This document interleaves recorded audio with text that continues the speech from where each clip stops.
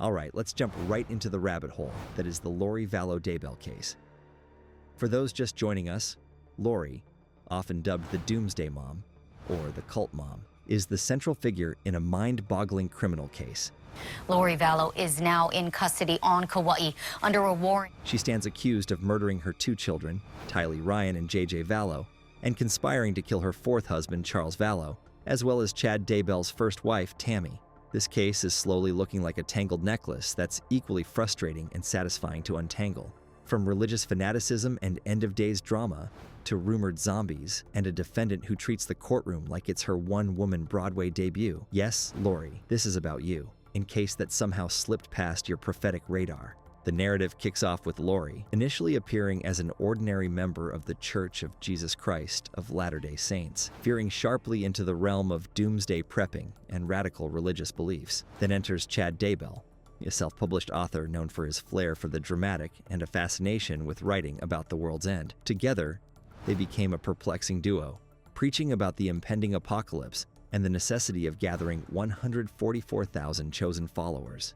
Their doctrines included bizarre notions, such as labeling people as zombies, possessed by malevolent spirits, and claiming the ability to exorcise these spirits.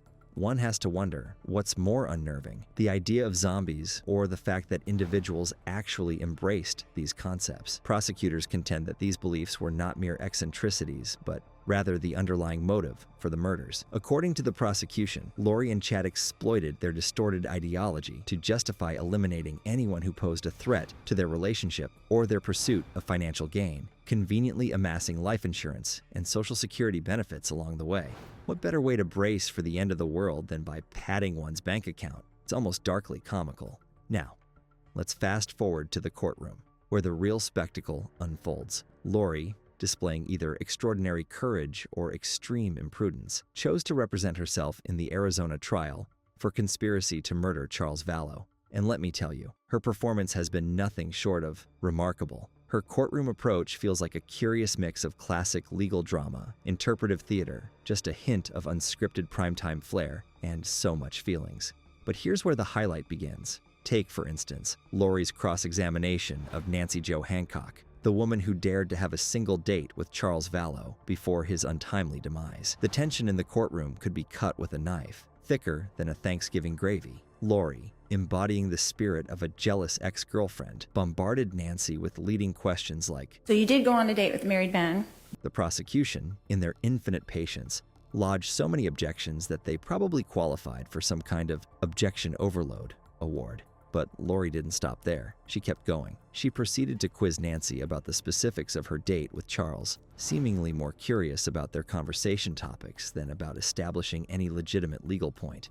You half expected her to inquire if Nancy had sampled Charles's green chili chicken enchiladas and whether she deemed them as tasty as Lori's. The judge, looking as though he was deeply regretting his career choices, had to repeatedly remind Lori about the rules of evidence and the importance of relevance. Of course, she did not listen. At one juncture, Lori attempted to call a witness who hadn't even been subpoenaed, prompting a sidebar that stretched longer than some celebrity marriages. The judge, displaying saintly composure, explained to Lori the fundamentals of trial procedure, concepts she seemingly overlooked in her accelerated course on lawyering for dummies. The hearing peaked when the judge had to explain to Lori, again, why lawyer isn't just a suggestion. Later, he skipped her sidebar like a tired parent ignoring a toddler's tantrum. But wait, there's more to unpack.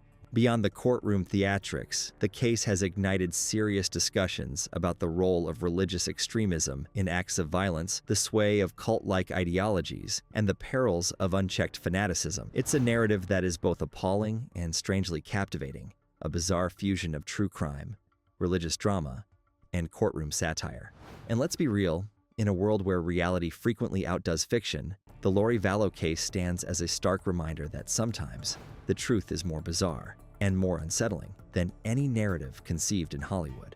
Therefore, as we continue to monitor this legal odyssey, let's not lose sight of the fact that behind the sensational headlines and the courtroom spectacles, there are genuine victims, 2 children whose lives were tragically cut short, and a family decimated by delusion and violence. Perhaps this case will serve as a crucial lesson, underscoring the need to be vigilant against the perils of extremism.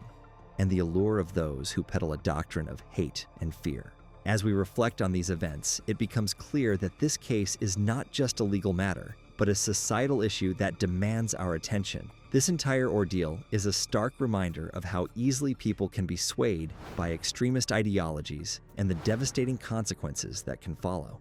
To think that this all began with what seemed like harmless religious beliefs is truly chilling.